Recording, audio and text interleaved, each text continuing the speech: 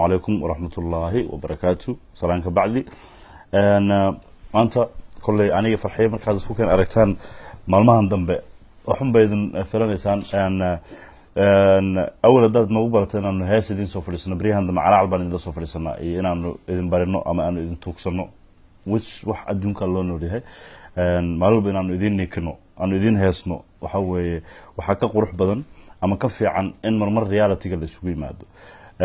reality maanta noo yaalan waxay tahay gabadh hooyo Soomaaliyeed maamo Soomaaliyeed inay miis noo saaran tahay ayna naga warsugayso sidaan u caawin lahayn waxa weeyaan anagu waan dadaalnay intaan dadaali karnay stillna waan dadaalaynaa mana ka seexanayno aamina dhool ilaa iyo intaan hawsha aan waxaan ku raada aan ka guuleysanayno kama seexanayno ugu horeyn waxaan rabaa inaan cambaareen indhaha ka tuuro أنا وأبيلين to be honest dadka dhiga reer London ummadii reer London oo gabadhu ay ka dhalatay ay dhex joogtay ee la joogtay ilmaha ku dhex kursanaysay waxay u muuqataa dhaliil badan in xaqooda ka soo socoto ayna shaqadii loogu talagalay aysan wadin sidii aan u dadaalayno oo kale inaysan u dadaalaynin gabadhaas mar hore aan hadda waxaan islahaa lacagteeda half reer London way gacanta ku hayaan inta kale la idin ka rabaa laakiin sida ay muuqata halfkiis ka dhaafay xataa inayna wali waxay la rabay iyo wax u dhowtoona aysan wadin shaqadii waxaan idin ka codsanaynaa fanaaniinta especially fanaaniinta anagu shacabkanagu lacag way bixiyaan reality-ga marka laga hadlo intaan ba iyagan ka soo qaadnay aan hayna hadda laakiin albaabadan u garaacnay anaga albaabada ku garaacnay ina idinku albaabada garaacdan baa idin ka doonaya saxil qaantaan fanaaniinta reer London kulligiin waxa weeyaan aamino gabadheeda ka tirsan bay ahayd please fadhiga hada ka kaco waxa ku soo haray Universal TV oo runtii anigu aan ka filayay wax aan in hawshan boqolkiiba 90 iyagu ay maanta gacanta ku qabtaan oo aan u arko iyagana inay ka saxdeen arintan Universal TV aamina waxa idin shaqeynaysaa muddo ka badan 6 sano iyadoo xanuunsan kaliya la maxaan ku raadayay maalin walba dhiiga loo soo sufeeyo iyadoo faashada ku xiran tahay bay qoto wax ka jileys aaway waxa weeyaan company hadda marka maanta shaqo u tago ama aan ka shaqeynayo haddaan xataa anigoo payment ka qaato paycheck ka soo qaato marka allaala markaan maxaan ku raadayay aan ishek ay wax ugu dhacaan they pay my maxaan ku raadayay caafimaadkayga waxbay ka bixinayaan gabar Soomaalinimo walaaltinimo bini aadamnimo idinku shaqeyn jirtay aaway waxaan maqlayaa lacag ma hayna lacagtaad haysaan anagu waxaan idin soo bandhigaynaa maanta lacagtaanu hayno dhammaan idin soo bandhigaynaa soo bandhiga waxaad haysaan waxaad tiraadaan war waxaasaanu haynaa waxaasaanu u baahanahay hala keeno oo gabadhii intaasaanu haynaa waxaasaa miiska noo saaran laakiin maanta waxa aan arkaya video la soo duubay University TV ka socda la igu yiri anama ma daawan laakiin sida la ii sheegay oo dhahan aamina lacag oo haynaa laakiin waxaanu haynaa waxba u baahanahay waxaad u haysaan banaanka soo dhiga waxaad sheegteen in intaas soo wariye oo adduunyada geesooda kala joogan ay aamina arinteeda u xil saaran yihiin in wixii aad haysaan aad loo dhiibo deeq darajo the first day aad soo magacaabateen maalinta ku xigtay qofka ugu horreeyay soo anigu ahaa anigana farxiyaan wacay aanu sunnimaadna niri GoFundMe page baan sameynay waanu isxilqaanay ummadanadii baanu dabada ka galnay dadku farxiyo ma seexata habeenii maalin meel bay taagan tahay guri bay hor taagan tahay waxay u taagan tahay waa gabadhaas laakiin dadkii ay u shaqeyn jirtay oo dhacaankeedii dhig ilmaheeda iyada xanuunsan ay idin ku shaqeyn jirtay aawe waa University TV dadka la hadlayo please Abu Karmahdi iyo dadka ay daawanayo dhan oo University u shaqeeya please gabadhaas jawaabteeda aan idinka helo waxa ku soo haray anaga waxaan qabanay farxiyo in kastoo iiga xog roontahay nagana wada shaqo badneed kulligano lacagta hadda markaan isku darnay aan gacanta ku hayno maanta caawadan aan idin la hadlayo waa $12886 waa waxaan noogu jiray GoFundMe page-ka iyo maxaan ku raadayay waxaan cash u haynaba waa $12886 lacagaha ugu badan waxaan sugaynaa ilaa jimcada inaan maxaan ku raadayay isku soo ururino barnaamij kale oo cusubna waan wadanaa aniga farxiyo laakiin intaan barnaamij kale u gudbin waxaan rabaa farxiyo arintan ka hadlay in iyaduna wax ka taabato ama santa abo dalmar hadalka lama saarnaanayo muhiimadiisa dalmar ka hadlay waxaan rabaa inaan ka hadlo oo kaliya fanaaniinta Soomaaliyeed ee joogta London inay waxay ahayd ay si fiican ugu kacaan gabadha because qof kasto وحنوصن كرا قف كستنا حو كل عكران مركو حنشعلان لها إن لا سوها قربحه إن لا سما أركتين حريسته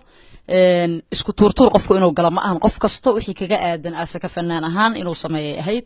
dadaal badan uma jeedno waxaan halkan uga mahad celinayaa oo aan hadda uga jeedaa Yurub oo dhaqdhaqaaqooda aan arkaa la ka xaajo wacays iyo nasteexa indho cid kale ma arag dadka inta badan London ay joogaan meesha wax laga aruurin karo ugu sahlan London ay ahayd mana ma aragtay dad badan kama dhaqdhaqaaqayaan marka dhaqdhaqaaq la'aantaas waa idinku eedeynaynaa waxaan idinka codsanaynaa inaad iscaawisaan oo isgarab qabataan asafnaan ahaanan ka hadlooya fanaaniinta bisan ka hadlooya aniga arinta kale oo aan caawa wadano ayaan rabaa dalmar inuu ka hadlo oo ku bilaabo arintaas aan caawa ugu weyn oo noogu muhiimsan waa waji cusub waa hadal cusub waa ii sheeg waa canaan cusub waa waxaan hore loo sameeynin laakiin anagu waan ka soo fakarnay halkaan la soo fariisanay dalmar ayaan ku wareejinayaa inuu arinta noo furo فرحية تنكود ما سنت ولا شيء أنا أرد أرنتان لبو دليرة أو دليرة من جاب لسه من صراحة أي فكرة ده كيني لكن محنكور هذا وحن مركان أرجني أنا لقوا مناطق إنه إذا نترك وتجيب بدل ما صوت راجلين سديد دور راكب بالله تنبك وحكتي كن دور بك وحكتي وتشيدي ودوم وده شقيني يعني to be honest مد والبا جوني دي شقيني يعني منه ترتيب أو شقيني منه أرض هو شقيني لكن لبدي بو شقيني يعني لكن هذا وتشيجن ووتش عصب وأنا سلنا هو كوين هاي وأنا نكبرنا إنه ما ده حدا الصوماليات يو محنكور هذا كمان مالو بالصومالي شوكتو حل كنوع هي إن كنت شابين نبل أيها نفتر كذا أنا جاي نجمع ديهين كبر إنه أيها كدرتي ما ده حبي نويهين بل أنا نكنت شابين واحد يجونا مانتا أنا لقيب سنكران وحن كنت challenge جريني شن كون أو دولار أنت مقاعد صوص على أوردين ترين دونا وحن كل حاجة مده each person $5,000 إنه بحيه وحن كل بلابنا مدحوينها دولة الصومالية فدرال الصومالية مدحوينها فرماجو إنه بحيه شن كون دولار رئيس الوزراء الصومالية حسن علي خيره إنه بحيه شن كون دولار مدحوينها الصومالي لان مدن أحمد سيلاني إنه بحيه $5,000 مدحوينها قاس إنه بحيه $5,000 مدحوينها بتلان مدحوينها جبلان إنه بحيه $5,000 مدحوينها أحمد نضوبي مدحوينها قلبدوق أحمد دعالة قيل حاف إنه بحيه $5,000 مدحوينها هيرشبيلة محمد عبدي واري إنه بحيه $5,000 مدحوينها كونفور قلبيد شريف حسن شيخ آذن إنه بحيه $5,000 أنت سوى مدحوينياشة waxaan u gudbiyaa maxaan ku radaa gudoomiyaha baarlamaanka Soomaaliya Maxamed Sheekh Cusmaan Jawaari inuu bixiyo $5,000 gudoomiyaha maxaan ku radaa aqalka sare ee Soomaaliya Cabdi Xaashi inuu bixiyo $5,000 nin bariyahan dambeeto meediyaha u badan oo aadna dadka bulshada Soomaaliyeed xuquuqa ugu qabta walaal jira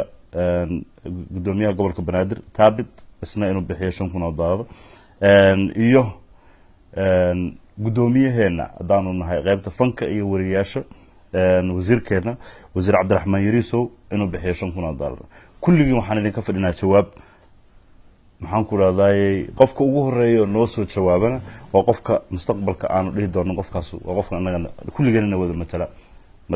madaxdanadii baa tihiin ma ahan inaanu focus ka gelino kaliya shacabkanaga waan ogahay fanaaniin fara badan oo dhibaataysan agtiida joogaan waan ogahay problemo fara badan inaad la dhiirgaraynaysan laakiin waxaan rabnaa bulshadiina inaydaan yasin aad maxaan ku raadayay ka qayb qaadataan olo kasta si aanu anagu idin ka qayb qaadano idin la qayb qaadano intaas dowlad goboleedan soo sheegay mid aanan u haysan waata farxiyo ma jiro mid aanan garab istaagin ma jiro macnaha kii dhib wada iyo kii wanaag wada intaba inaan u haysno maalintaanu dhibanahay nala garab istaagi waayo waa arrin laga xumaado fanaaniintii baanu nahay baaqaasana looga soo jawaabo sida ugu dhaqsaha badan waxaadna haysataan muddo 3 maalmood gudaheeda wasalaamu calaykum waraxmatullaahi wabarakaatu xaggayga haye farxi maxaa ku daraysaa thank you so much bowe warku waa cad yahay madaxda Soomaaliyeed ee aan soo tirinay oo aboowe hadda halkan oo magacyadooda ka sheegay min $5,000 ayaan ku xukunay waa ku xukunay inay keenaan intaas markay ka soo baxaan wixii ka hara anaga ka bayna saan hadda u ordayno orodka u soconaya dadaalka waan wadaynaa ummadda Soomaaliyeed aan la kaashanaynaa arrintan in ma aragtay dadkan madaxda ah inaan ku xukunno min 5,000 waxa kaliftay ama nagu kaliftay qofka Mareykanka jooga ee ka shaqeynaya warehouse-ka waxaa laga yaabaa bishii oo dhan dadka qaarkood dad badan oo aniga hadda lacagtan sadaqada ka qayb qaatay bishii oo dhan inuu $1000 ku shaqeeyo bishii oo dhan $1000 inuu ku shaqeeyo marka dadka saas u tabarta yar qurba joogta ah wadankoodii aan joogin noloshii la tacaalaya ayaan lacagahaas ma aragtay sadaqada ka soo aruurinay marka waxa waaye markii qof xanuunsado magac leh bulshada magac ku dhaxle fanaana ama abwaana wuxuu doona ahaado qof magac leh markuu xanuunsado madaxdu inay saan oo kale uga qayb qaadato sida marka qofku xanuunsado shacabka Soomaaliyeed ummadii Soomaaliyeed loo yiraahdo in la yiraahdo madaxda Soomaaliyeed horta taas waajiba laakiin lama sameyn jirin waxa la dhihi jiray ummadii Soomaaliyeed maanta waxaan leenahay madaxda Soomaaliyeed markii qof shacaba uu xanuunsado dawladdu way u baahan tahay dawladdu inay caawiso qofka shacabka dawladdiisa u baahan yahay laakiin anigu waxaan dhihi lahaa arrintan aan kala saarno qof shacaba oo masaakiin ah oo aan dibad joogin oo dawo haysan hadduu Soomaaliya ku xanuunsado sida naloo kaga bartayba looga bartay dadka qurba joogta ah iyo ummadda Soomaaliyeed qofka waa loo gurmadaa hay'adaha la raadiyaa ii sheeg oo ma aragtay ka soo qaada xagga inta keena sida ilmihii burooyinku ka soo bixi jireen dad badan oo waxaa jira howlahaas ka shaqeeya ummadda Soomaaliyeed loo dhexgalaayo lacagta laga aruuriyaa bal aan hawshan kala qaadano dadka magaca leh ee fanaaniinta ama abwaanada ah dhiban madaxdu sideedaba inay naga qaabisho qofkii shacab ah Soomaali ah dhiban meeshuu doona ha joogo oo danyar ahna ummadda Soomaaliyeed way ka adkaan kartaa idinkoo mas'uulka ah oo idinkaba idin sugaayo haddana inaan hawshi dadka ummadda Soomaaliyeed lagu sii wada deyn meeshan qurbaa la joogaa qof walba tiisa haysato maalin ilaahay keena YouTube-ka iyo Facebook-ka walaal qofkan caawi ka socoto intaasna ummadda Soomaaliyeed caawiye la leeyahay ee madax hebelay qofkan caawi lama dhaho marka waxa khalad in madaxda la ilaawo ummadina la jaha wareeriyo marka waa salaamayna inay nooga soo jawaabaan message-ka sida ugu dhaqsiyaha badan waan rajaynaynaa waxaan kaloon rabaa fanaaniinta Soomaaliyeed meel kasta oo ay joogaan inay fikirkan aan aragtay soo jeedina ama ideyadan quruxda badan inay ma aragtay nala qaataan inay xataa mid ka sii fiican iyo mid nala mid ay la yimaadaan ideyooyin fiican inay la yimaadaan inay dadka tusaan ama madaxda tusaan inaan dad anagu wax bedeli kara aan nahay dad wax keeni kara inaan nahay maanta hadan madaxda fanaaniinta adduunka kala ahaan lahayn markuu qof Soomaaliya xanuunsado shakhsi anaga naga mid ah dabari lahaa laakiin ma nihin because dad waxaan nahay dawlad la'aan dad waxaan nahay dal la'aan dad intaas sano dad burbursanaya nahay oo meel kasta ka burbursan waa idin salaamayna fanaaniinta Soomaaliyeed waxaan rabaa inaan baaq u diro meel kasta ay joogaan waa inaad arrintan wax ka dhahdaan inaan ma aragto qof ma aragto masaakiinaho walaalkiino xanuunsanaya aanan lagu eegan in ma aragto madaxda message markii loo diro aadan isgaagaabinina madaxda ma aragtay waa u wada simanahay markaan rabnay inaan saxno waan saxaynaa markay naga rabaan inaan caawinano waan caawinaynaa sande weliga aan free ugu soo heesaynay oo u dhafraynay waa islaamaya inta samaha jecel kor Allah ka dhigo oo waan ka baxay waxaan rabaa inaan ku daro waxa xalay la soo hadlay oo dhalinyaro dadaal aad u fara badan wada maxaan ku raadayay Faisal Xawaase oo Sweden jooga iyo Khalid Yar oo London jooga hawsha cadudaan halka ka wada laydinku amaani maayo waa hawsha anaga aan wadno kaleeto please waxaad haysaan sida ugu dhaqso badan noogu soo gudbiya insha Allah taala kali inaad anaga noo soo dirtaan ma aha noo soo sheega waxaad haysaan si aan ugu xisaabtano oo markaynu goolka wada gaarno lacagta 100,000 looga fadhiyo markaynu wada gaarno aynu dadkii u istaajino oo in hawsha halka uga galno inta ka horeysan aan dagaalka u wadno saas aan leedin ka rabaa Australia baafo adnoo ka war sugeena wabillahi tawfiiq wa salaamu alaykum wa rahmatullahi wa barakatuh